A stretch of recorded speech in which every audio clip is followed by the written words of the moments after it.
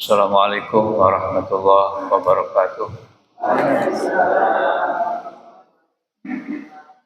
Alhamdulillah alladzi fadala bani Adam bil ilmi wal amal ala jami' alam. Wa bihi nasta'inuhu ala umuri dunya wa din. Asyhadu an la ilaha illallah wa asyhadu anna Muhammadan abduhu wa rasuluh. Allahumma shalli wa sallim wa barik ala Muhammadin wa ala alihi wa sahbihi ajma'in. Wa ba'du. Bapak-bapak, ibu-ibu, jamaah salat subuh yang dimuliakan Allah Subhanahu wa taala. Pada pagi hari ini mari kita sama-sama untuk selalu bersyukur kepada Allah Subhanahu wa taala karena pada hari ini kita masih dalam keadaan sehat walafiat. Salawat beserta salam semoga senantiasa tercurah kepada Nabi kita Nabi Muhammad sallallahu alaihi wasallam. Bapak Ibu yang hormati, mohon maaf tidak bisa disebutkan satu persatu. Ada Pak Dangi, Pak Hamdan, Pak Dr. Muhammad Ridwan, Ibu jamaah kuliah subuh Mujahidin. Alhamdulillah saya bisa bersilaturahim di Masjid Mujahidin ini sudah lama ya. Kedua kali yang isi kuliah subuh, alhamdulillah. Dan pada hari ini diberi kesempatan untuk berbagi ilmu tentang bagaimana memahami Islam. Ada ayat Al-Quran di dalam surat Al-Baqarah. A'udzubillahi minasyaitonirrajim. Bismillahirrahmanirrahim. Ya ayyuhalladzina amanu dkhulu fis-silmi kafah wa la tattabi'u khutuwatis syaitan innahu lakum aduwwun mubin. Surat Al-Baqarah ayat 208. Insyaallah Bapak Ibu hafal surat ini, ayat ini karena sering disampaikan oleh mukhatib atau oleh para mubalik yang pada intinya, wahai orang-orang yang beriman, masuklah kalian dalam Islam secara kafah, secara keseluruhan, dan janganlah kalian mengikuti langkah-langkah syaitan, karena sesungguhnya syaitan bagi kalian adalah musuh yang jelas, musuh yang nyata. Ayat ini paling tidak ada 3 ya. Yang pertama, ya ayyuhalladzina amanu. Ya ayyuha ini dalam bahasa Arab disebut dengan huruf nida atau huruf panggilan. Panggilan Allah itu ada 2, ada qarib, ada ba'id. Ba'id itu panggilan yang jauh. Kalau qarib itu panggilan yang dekat. Di sini pakainya ya ayyuha, panggilan yang jauh ya, dari Allah Subhanahu wa taala diberikan kepada khusus kepada orang yang beriman. Ya, tidak semua orang yang beriman itu dipanggil dalam ayat ini. Ya ayyuhalladzina amanu. Banyak ayat yang diawali dengan ya ayyuhalladzina amanu, wahai orang-orang yang beriman. Berarti yang lain tidak dipanggil. Ya ayyuhalladzina amanu. Ini menunjukkan kekhususan. Ada kelebihan bagi orang yang beriman. Ya ayyuhalladzina amanu. Kemudian kalau ayat didahului dengan nida, ya ayyuha, yang artinya hai atau wahai, itu agar menjadi perhatian. Ada yang harus diperhatikan bagi orang yang beriman. Apa di sini yang harus diperhatikan bagi orang beriman pada saat udkhulu fis-silmi kafah. Udkhulu fis-silmi, pada saat orang beriman itu memasuki as-silmi. Kita terjemahkan yang populer, Islam itu adalah agama Islam. Jadi ada yang harus diperhatikan bagi orang yang beriman itu pada saat kita memasuki agama Islam, ajaran Islam itu kafah, harus dengan secara keseluruhan.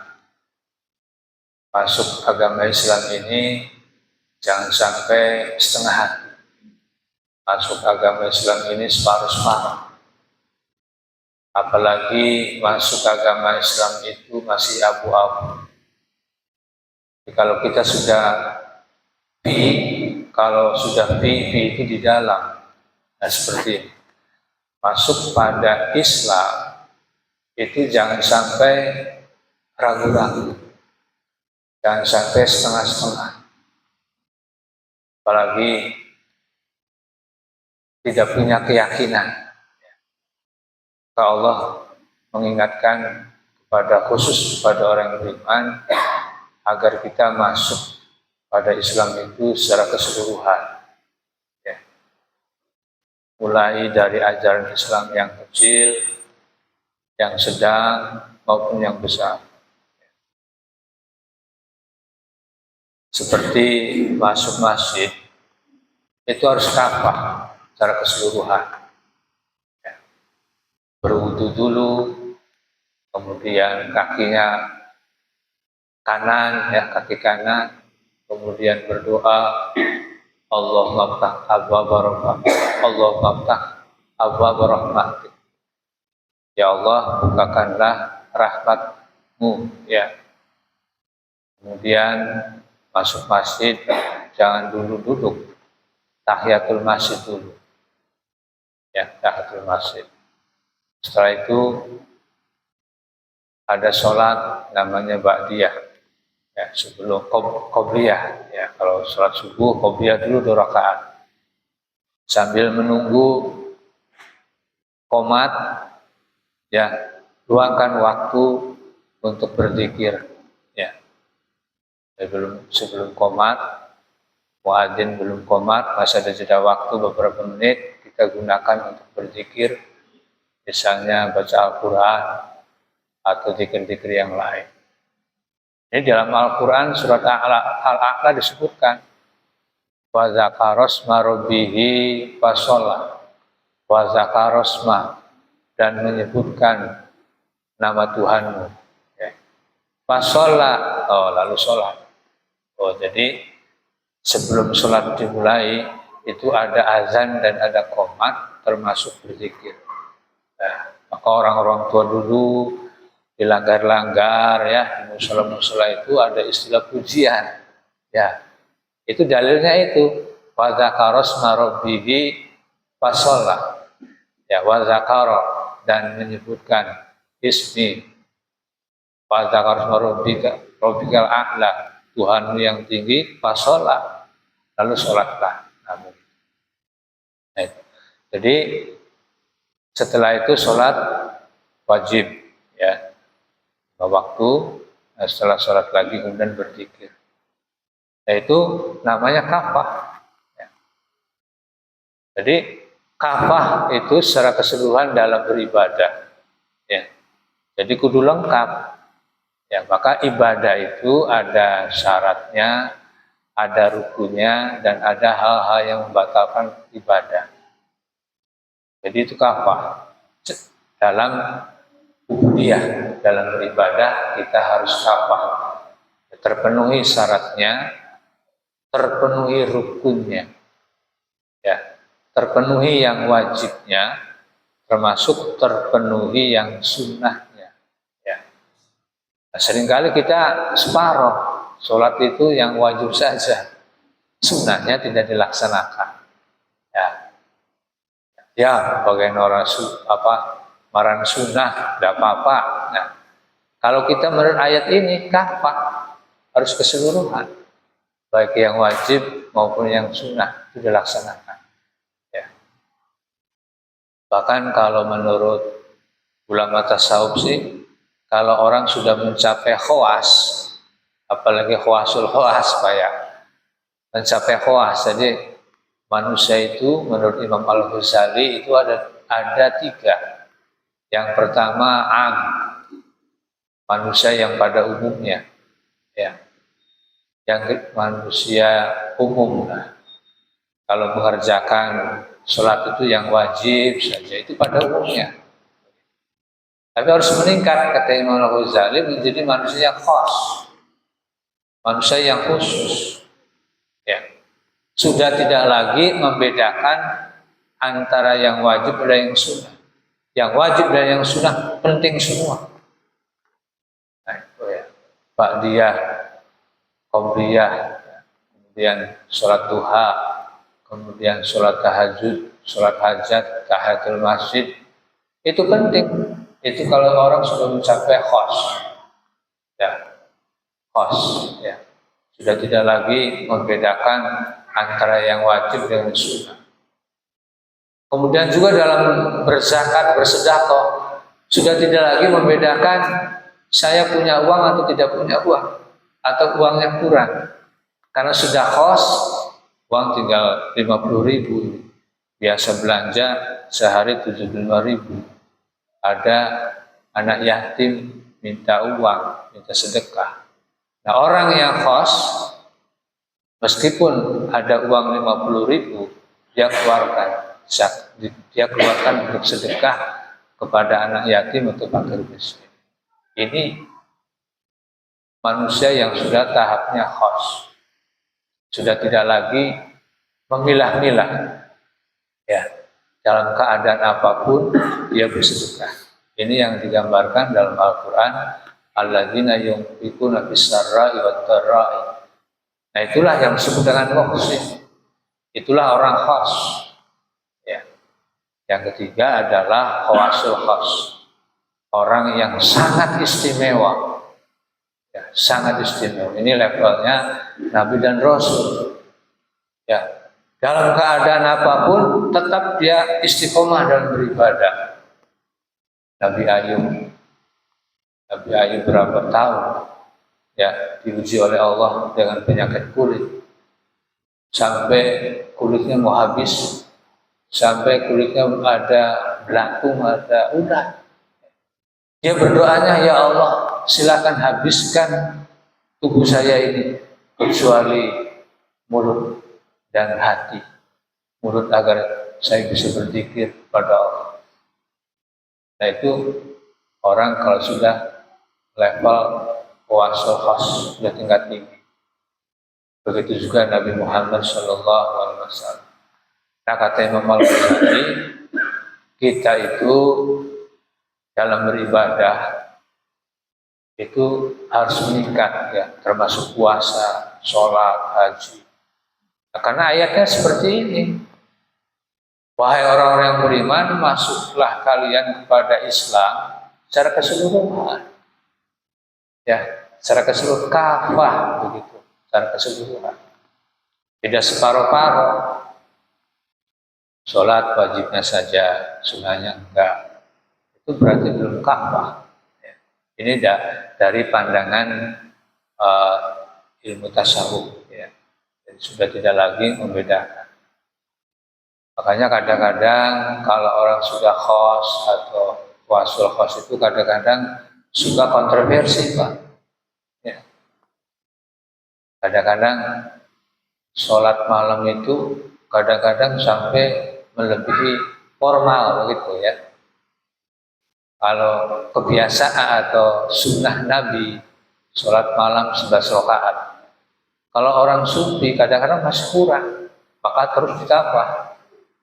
Maka ada yang sampai 36 rakaat seperti Umar bin Abdul Aziz. Itu sholat malam itu 36 rakaat. Bahkan ada yang sampai 100 rakaat. Nah, itu. Karena itu, ya. Ini kontroversi. Nah, nanti kita jelaskan. Nah, jadi kita sebagai orang yang beriman memasuki Islam itu harus komprehensif kalau anak sekolah, universal. Nah, tidak harfiah, ya. Tidak harfiah, tidak tekstual. Ya. Nah, termasuk Bapak Ibu memahami Islam itu harus kafah, harus secara keseluruhan.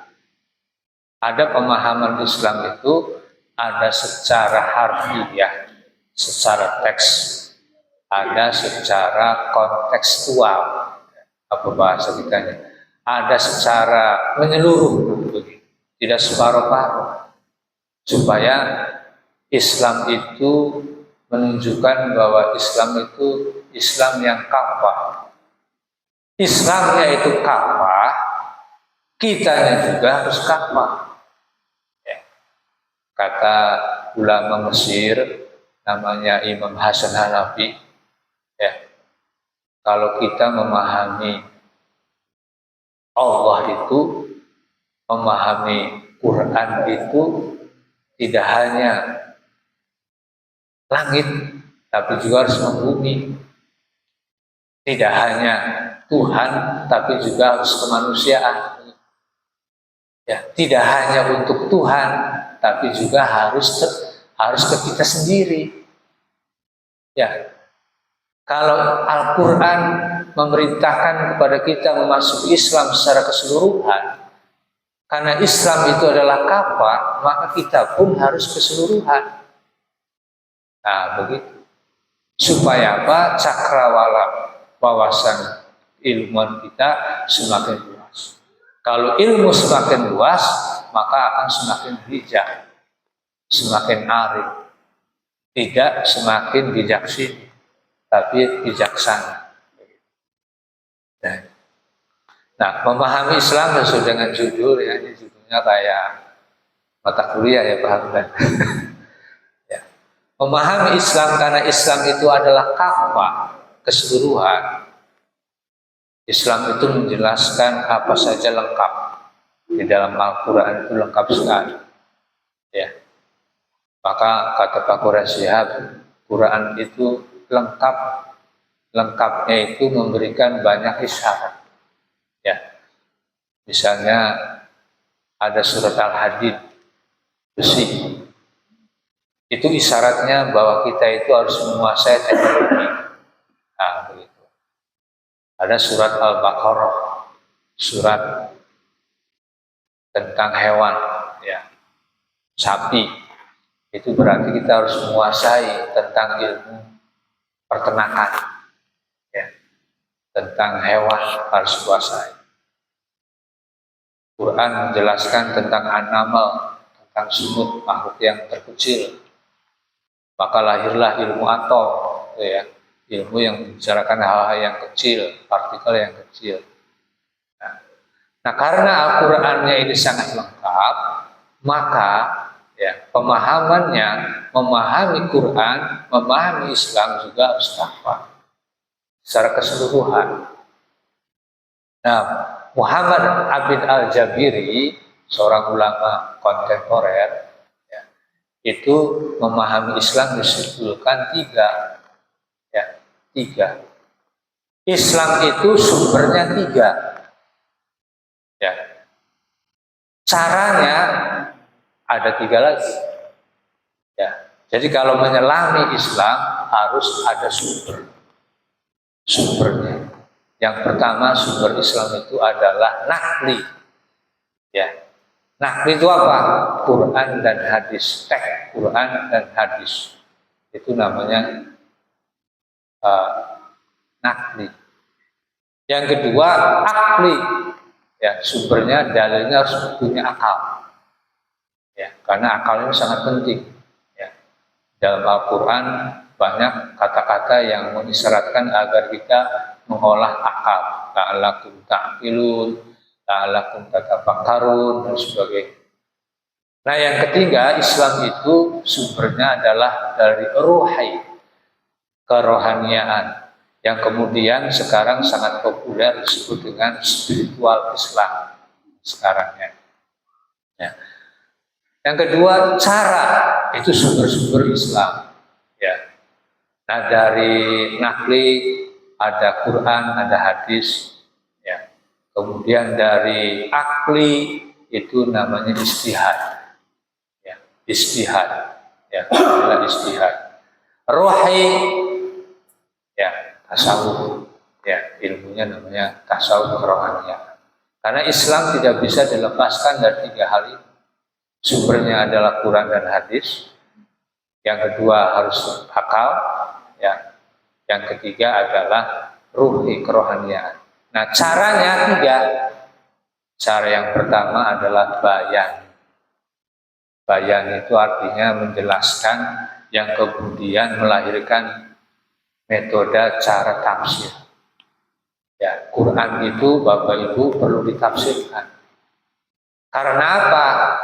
Quran itu masih mujmal.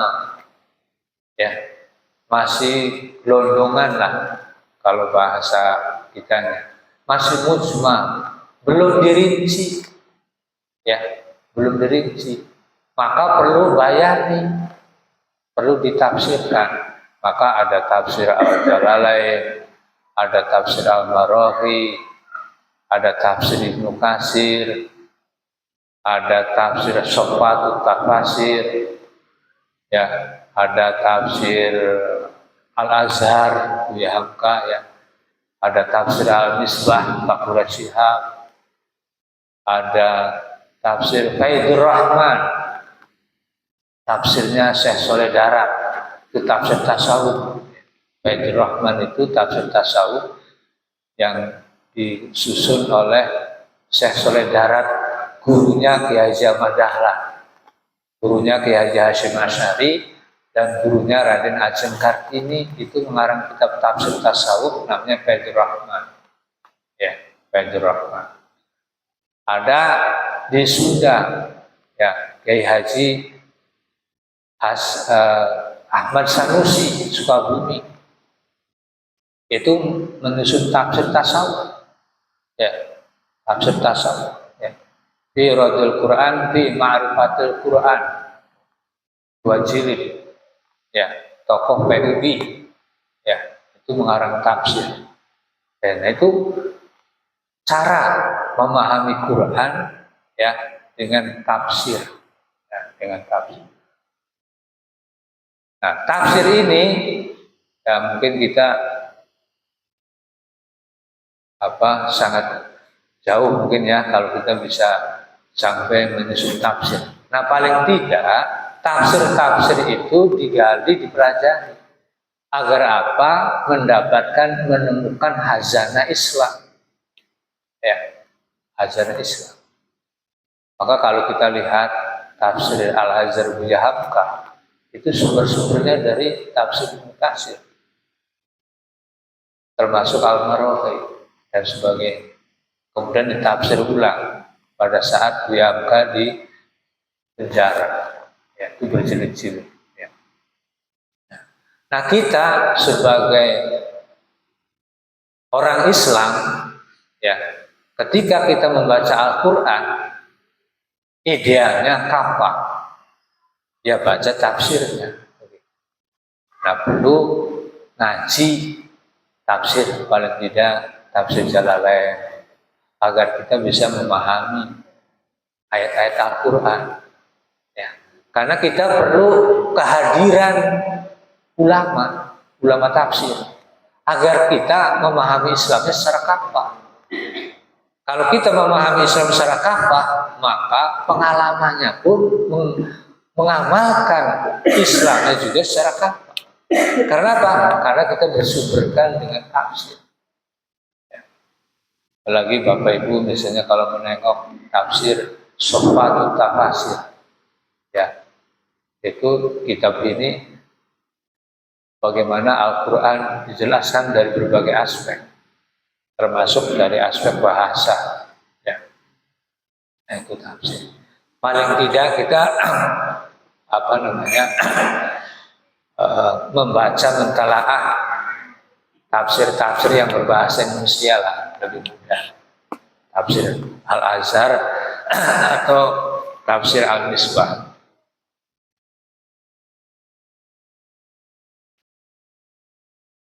Saya beli itu, Pak, tafsir Al-Misbah. Bagus sekali, Pak. Menjelaskan lafaz itu, Fakhur Syihab itu indah sekali. Ya. Itu pernah saya mengisi kuliah subuh di Masjid Tarbiyatul Banin, bahas surat Ar-Rahman. Ya, Ar-Rahman itu saya referensinya kitab tafsirnya Al-Misbah Pak Quraisyihab. Itu bagus sekali Pak, menjelaskan dari mulai Bismillah, Al-Fatihah, indah sekali. Jadi di sini Quran begitu Bapak Ibu ya, di sininya tafsirnya itu lebih bagus. Sudah mulai saatnya ya, karena kita orang Islam ya, karena Islamnya kafah maka kita memahaminya juga dengan bayan. Ini kalau padangnya orang sibuk ya, luangkan waktu ya. Kita memahami Islam itu sudah mulai dua lah, di sini Qurannya, di sini tafsirnya, supaya kita paham terhadap Al-Quran. Kita memahami Al-Quran, maka perlu yang pertama caranya adalah dengan bayan. Bayan. Kita ya levelnya itibak lah, ya itibak, ya. Autodidak begitu ya. Ini akan lebih bagus agar paham tentang Al-Quran itu ya. Agama itu Bapak Ibu, satu ya membaca Quran, dua mentafsirkan, ya. Ketiga memahami, keempat mengamalkan, kelima mengalami agama itu ya. Jadi lima ya. Pada Islam itu, pada agama kita ya, kita pelajari, kemudian kita pahami, tafsirkan, kemudian kita amalkan, dan kemudian kita mengalami sampai kepada tingkat pengalaman, mengalami. Bagaimana Bapak Ibu mengalami zakat? Bagaimana Bapak Ibu mengalami sholat? Bagaimana Bapak Ibu mengalami haji? Bagaimana Ibu mengalami Quran itu? Kira-kira bagaimana mengalami Quran itu? Nah itu nanti caranya, nanti cara ketiga itu irfan, dengan cara irfan, supaya agama itu hidup itu Pak. Islam itu hidup, hidupnya pada diri kita, hidupnya itu pada diri kita. Nah itu perlu cara, ya. Nah ini kalau sudah mengalami itu, orang pesantren menyebutnya ngaji rasa, ngaji rasa. Nah ilmunya itu nanti cara yang ketiga adalah irfan. Bagaimana sih kita sudah berzakat, zakat fitrah sudah, zakat mal sudah. Itu berarti Bapak Ibu sudah mengamalkan. Dari mengamalkan harus naik, mengalami. Itu orang-orang ulama-ulama sufi-sufi dulu itu sampai agama itu sampai level mengalami. Nah, jadi yang pertama harus dengan tafsir. Ya, silakan Bapak Ibu tafsir mana yang sangat disukai. Ya, kalau tafsir berbahasa Arab semua mungkin perlu belajar yang panjang, paling tidak berbahasa Indonesia seperti Buya Hamka, tafsir Al-Azhar, kemudian tafsir Pak Quraisyihab. Ya, kalau ingin bisa bahasa Arabnya bagus, ya Baitur Rahman, tafsir ulama Indonesia itu bagus ya. Atau tadi di Rodotul Quran, di Ma'rifatul Quran, karyanya Hasan Ahmad Sanusi. Ya, Ahmad Sanusi itu ternyata seorang ulama Sukabumi, itu karyanya itu sampai 200-an, dibawa ke Belanda, ke Leiden. Itu ulama luar biasa ya. Toko PUI di Sukabumi. Pesantrennya itu Gunung Puyuh. Saya ke sana di Sukabumi meneliti tentang tafsir ini. Bahkan Ahmad Sanusi itu mensarahkan kitab Al-Hikam. Al-Hikam yang begitu bagus disarahkan. Saya lupa namanya itu. Tulis tangan itu separuhnya itu ada di Belanda, di Leiden. Syarah Al-Hikam Ibnu Athaillah. Nah, itu bagus sekali itu disarah. Yang kedua, Ibnu Al-Hikam itu disarahkan oleh Syekh Soleh Darat. Jadi ada dua ulama Indonesia yang mensyarahkan kitab Syarah Al-Hikam. Nah, itu Bapak Ibu, jadi mari kita sudah saatnya membaca Quran dengan tafsirnya. Atau bisa mendengarkan YouTube sekarang ya. YouTube tentang tafsir ya. Yang kedua, sampai berapa Pak Anton? Yang kedua dengan burhani Pak. Nah, ya burhani. Ini khususnya untuk para pelajar, para mahasiswa. Burhani itu dengan menggunakan ilmu logika, akal, atau ilmu mantek. Kalau kita belajar fikih, Bapak Ibu, para pelajar khususnya wajib belajar usul fikih. Kalau kita ingin mendalami fikih ya, fakta syariah, maka usul fikihnya harus dikuasai. Ini khususnya bagi para pelajar ya. Karena apa? Supaya bisa membedakan Al-Quran, ada yang muhkamat, ada yang mutasyabihat, ada yang am, ada yang khos. Misalnya Al-Quran berbunyi kulu wasrobu, makanlah dan minumlah. Di sini makan itu hukumnya wajib atau sunnah atau mubah. Nah, maka perlu logika, perlu burhani, yaitu usul fikih. Nah, kita belajar tauhid, ya. Nah, perlu ilmu tauhid, ilmu akidah. Untuk apa? Cara bagaimana kita supaya memiliki kesadaran ketuhanan, kesadaran kepada Allah Subhanahu Wa Taala. Maka perlu ada ilmu. Nah, begitu. Nah, begitu juga kita memahami Al-Quran. Ya. Harus menggunakan burhani, ya, cara alat, ya, akal. Karena dalam ilmu logika itu ada kaidah-kaidah, ya, ada kaidah-kaidah. Maka ada kaidah usul fikih, ya. Misalnya darul mafasid muqaddamun ala jalb masalih, ya. Kemudian al-amru tadulu alal wujub, an-nahyu tadulu ala tahrim, ya, dan sebagainya. Nah, ini perlu usul fikih supaya memahami fikih ya luas begitu. Nah, yang ketiga, Bapak Ibu, memahami Islam itu sampai puncak pengalaman dan mengalami, itu yang disebut dengan irfan. Ya. Kalau bayani itu adalah dalam teks, ya, teks begitu, kertas tulisan begitu, ya, tafsir begitu. Kalau burhan itu perlu logika, lahirlah ilmu-ilmu usul fikih, ilmu filsafat dan sebagainya, ya. Ilmu ulum, kalau kita mempelajari Al-Quran, maka kita pelajari ulumul Quran, pelajari asbabul nuzul Al-Quran. Begitu juga kalau kita memahami hadis, mempelajari asbabul wurud, ya, mempelajari ulumul hadis, itu burhan itu namanya. Alat, cara, metode untuk memahami Quran dan hadis. Agar kita, mohon maaf, agar kita Islamnya itu tidak Islam keras. Itu. Tidak Islam keras. Memahami Al-Quran secara teks. Ya. Jahidul kufar, jahidul munafik, tapi perangilah orang munafik dan orang kafir. Pelajari dulu. Ya, pengertian kafir itu ada kafir zimmi, ada kafir harbi, ya, dan banyak lagi. Jangan sampai ada orang kafir langsung perang, langsung bunuh. Itu karena apa?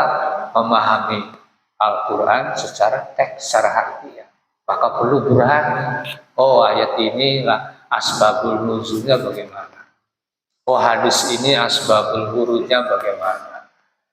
Ya. Mengapa sih suatu saat Nabi kalau takbir itu Allahu Akbar begini, dilihat konteks hadisnya pada saat kondisi masyarakat sedang apa. Ada ketika takbir Allahu Akbar begini, nah itu dibaca asbabul wurudnya, latar belakangnya, keadaan jamaahnya bagaimana? Ya, itu. Sampai hal-hal yang lain itu tidak lepas daripada kondisi sosial, kondisi masyarakat. Ada asbabun nuzul, ada asbabun nurul. Nah, supaya kita memahami Al-Quran itu tidak harfiah, supaya jangan sampai kita itu keras gitu Pak, tapi longgar, fleksibel. Nah, supaya ada kearifan, kebijaksanaan. Maka ditunjang oleh cara yang ketiga, irfan. Memahami Islam sampai menyentuh kepada wilayah hati, wilayah intuisi, sampai kepada rasa, begitu, mengalami. Bagaimana sih kita mengalami sholat? Ya, ada mengamalkan sholat kita sholat 5 waktu dikerjakan. Tapi harus ke irfan. Ya, mengalami sholat bagaimana?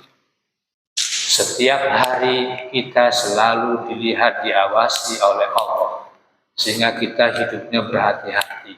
Nah, ini ilmu irfan, ngaji rasa. Ya, kita sedang bekerja, dapat amanah sebagai pejabat, sholatnya di situ harus berfungsi. Oh, hati-hati nih kita dapat amanah, jangan sampai terjadi korupsi.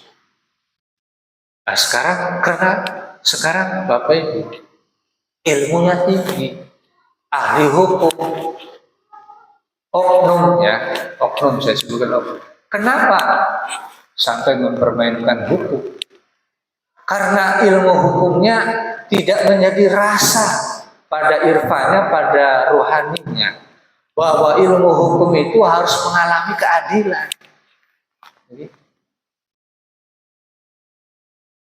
Yang merusak hukum itu adalah orang yang ahli hukum, oknum. Tapi karena ilmunya tidak bernilai, tidak mengalami, tidak ihsan, tidak irfan, ya terjadi begitu. Nah, inilah puncak pengetahuan itu adalah irfan, merasakan, mengalami. Ya.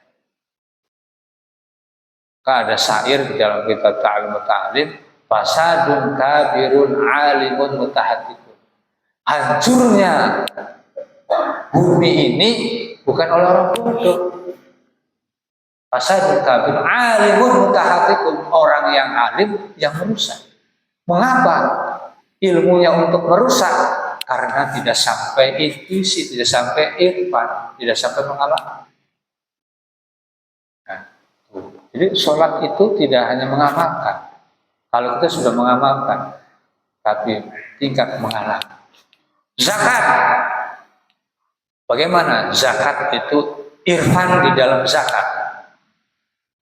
merasakan, mengalami bagaimana sedih pahitnya fakir miskin, sehingga dari situ hatinya muncul sikap untuk kasih. Nah, itu irfan, ya, sehingga mudah untuk memberi kepada fakir miskin dan tidak mendit. Nah, ini namanya irfan di dalam zakat. Gitu. Gitu. Jadi tidak cukup dengan bayani, tidak cukup dengan burhani, sudah mencapai level dengan cara kita irfani, yaitu dengan bahasa pengalaman, mengalami di dalam beragama. Kalau orang banyak mengamalkan banyak. Orang sholat banyak, orang haji itu banyak, ya banyak. Tapi yang mengalami itu kadang-kadang belum banyak. Nah, itu Bapak Ibu. Jadi memahami Islam harus secara kafah, ya, secara bayani, kemudian secara burhani, dan yang terpenting adalah irfan. Nah, kemudian dari tiga ini menjelma bisa kepada lembaga-lembaga, buatlah lembaga-lembaga pendidikan, lembaga ekonomi dan sebagainya. Itu untuk apa? Untuk memahami, mengaktualisasikan, ya, ajaran agama kepada masyarakat. Nah, Itu saja Bapak Ibu ya, mudah-mudahan kita beragama ini ya harus ada peningkatan lah sampai kepada mengalami. Contoh mengalami sholat Bapak Ibu ya, Ali bin Abi Thalib ketika dipanah ya, darahnya bercucuran, itu tidak merasakan sakit ya, karena saking khusyuknya itu. Tapi ini level yang tinggi sekali gitu. Nah, jadi sholat akan menjelma kepada akhlakul karimah sesuai dengan inna sholata tanha anil fahsya'i wal munkar. Zakat menjelma agar kita bisa mengentaskan kemiskinan. Maka zakatnya zakat yang produktif, tidak zakat yang konsumtif. Begitu. Itu bagian daripada irfan. Ya, begitu. Itu saja Bapak Ibu, mohon maaf barangkali ada hal yang kurang berkenan. Assalamualaikum warahmatullahi wabarakatuh.